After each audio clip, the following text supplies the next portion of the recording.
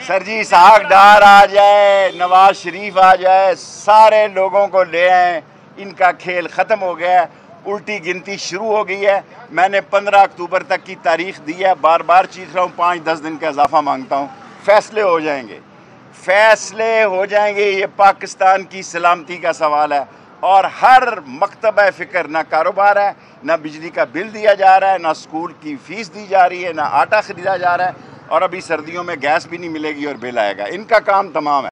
بھکاری جو ہے خیرات مانگنے کے اور کچھ کام نہیں کرے۔ آپ ان سے پوچھیں کہ واشنگٹن ڈی سی بلاول کیوں لینڈ کیا ہے، کہ جی فلائٹ مس ہو گئی تھی۔ اتنے حالات خراب ہونے کے باوجود حکومت نام کی کوئی چیز نہیں ہے۔ زرداری، شہباز، نواز، فضل الرحمان کوئی ڈیلیور نہیں کر پا سکے، اور آج اگر حالات کو نہ سمجھا گیا تو یہ حالات لوگ اپنے ہاتھوں میں لے لیں گے، اور یہ سماجی اور اقتصادی اور سیاسی بحران جو ہے انتہائی خطرناک ہو گیا ہے۔ اور جب عوام نے فیصلے اپنے ہاتھ میں لے لیے تو پھر فیصلے عوام نے سڑکوں، چوک اور چوراہوں میں کرنے ہیں، اور یہ ڈرانا اپنے لوگوں کو کہ ہم طاقت کا استعمال کریں گے، پہلے 600 کی بجائے 650 گولے مارے، ان کی عقل جواب دے گئی ہے۔ انہوں نے منہاج القرآن میں حاملہ عورتوں کو گولیاں ماری۔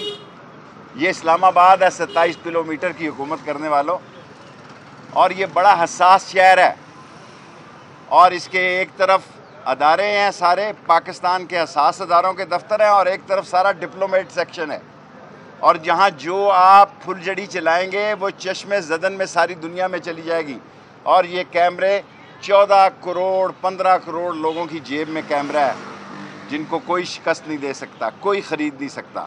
اور انشاءاللہ تعالی مجھے اللہ سے پوری امید ہے کہ عمران خان کی کوششیں رنگ لائیں گی اور اس ملک میں جلد الیکشن ہو۔ شیخ صاحب یہ بتائیں کہ آپ تو اگلی الیکشن کی بات کر رہے ہیں، مولانا فضل الرحمان صاحب آپ کے بڑے دوست ہیں، وہ کہتے ہیں کہ ہم تو 1 سال اور ایکسٹینڈ کروائیں گے پارلیمنٹ کو۔ انہوں نے دنیا کا دلچسپ ترین بیان دیا ہے کہ اگر جو اسمبلیاں ایکسٹینشن دیتی ہیں ان کو ایکسٹینشن کیوں نہیں ملتی۔